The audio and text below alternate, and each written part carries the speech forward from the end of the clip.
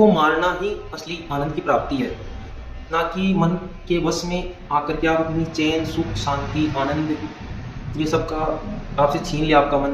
क्योंकि अगर मन आपका खत्म हो जाए तो उसके बाद में ही परमानंद का बोध आता है। आपके पास असीम आनंद, शांति और प्रसन्नता आती है आपके पास में। इसलिए मन का, महर्षि अरविंद ने भी कहा गया है कि मन को मारने के लिए आपको मैं को जानना होगा।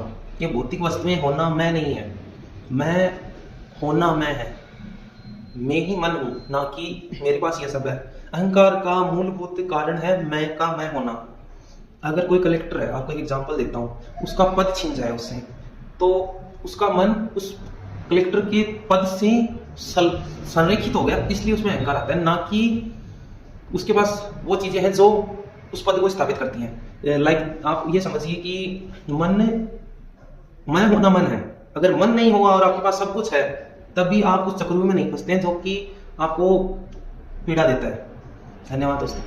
को मारना ही असली आनंद की प्राप्ति है, ना कि मन के वश में आकर के आप अपनी चैन, सुख, शांति, आनंद ये सब का आपसे छीन लिया आपका मन।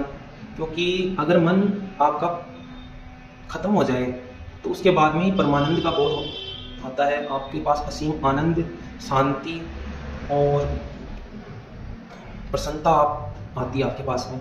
इसलिए मन का, महर्षि अरविंद ने भी कहा गया है कि मन को मारने के लिए आपको मैं को जानना होगा।